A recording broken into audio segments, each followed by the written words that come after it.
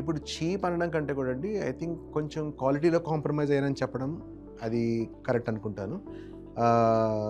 సాధారణంగా ఏంటంటే ఇప్పుడు మీకు సింపుల్ ఎగ్జాంపుల్ చెప్పాలంటే ఒక మారుతినో, ఒక హ్యుండైనో, దాన్ని ఒక మెర్సిడీస్‌తో మనం కంపేర్ చేసుకుంటే 2 కార్లుగానే పిలువబడతాయి కానీ ద క్వాలిటీ వీటన్నిటిలో ఉన్న క్వాలిటీస్ చాలా వ్యత్యాసం ఉంటుంది మీకు.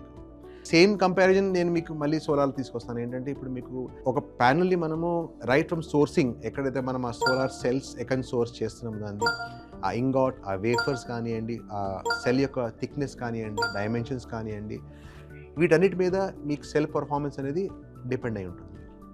సో, కొంతమంది ఏం చేస్తారంటే ఇప్పుడు కాస్ట్ ఎఫెక్టివ్ అంటే కొంచెం తక్కువ కాస్ట్‌లో చేయాలని చెప్పేసి వీటిలో కొంచెం రాజీ పడతారు కొంచెం. అవి కూడా సోలార్ సెల్సే. కానీ క్వాలిటీలో కాంప్రమైజ్ అయినటువంటివి.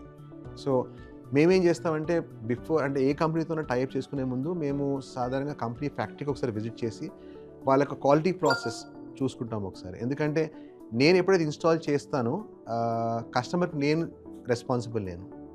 సో, నేను ఇక్కడ రాజీ పడ్డానంటే నా మొత్తం ఇన్‌స్టలేషన్ మొత్తం కూడా క్వాలిటీ దెబ్బతింటుంది. అందుకే నేనేం చేస్తానంటే మేము ఒకటి టియర్ 1 బ్రాండ్స్‌తోనే మేము అసోసియేట్ అయితాము.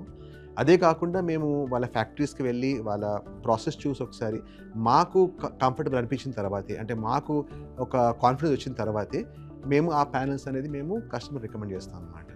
సో, మీరు చెప్పినట్టు క్వాలిటీ ప్యానెల్స్ ఉంటాయండి. కొంచెం తక్కువ క్వాలిటీ ప్యానెల్స్ చీప్ అని చెప్పలేను అది నేను. వీళ్ళు కొంచెం రాజీ పడి క్వాలిటీతో రాజీ పడి కొద్దిగా అది ఇప్పుడు ఏమైందంటే మీకు ఇప్పుడేం అర్థం కాదు. కానీ మీకు ఎప్పుడైతే దీని యొక్క జనరేషన్ ఒక సంవత్సరం తర్వాతో, 2 సంవత్సరాల తర్వాత, 3 సంవత్సరాల తర్వాత జనరేషన్ కానియండి, అదేవిధంగా దీని ఒక 30 సంవత్సరాల లైఫ్ దీనిది. సో, ఈ లైఫ్ 30 ఇయర్స్ లైఫ్, దీని లైఫ్ ఎంత ఇది మరి ఇది జనరేట్ చేయగలదనేది ఆ ఫ్యాక్టర్స్ అన్నీ కూడా మీకు ఈ క్వాలిటీని బట్టి డిపెండ్ అయి ఉంటుందన్నమాట.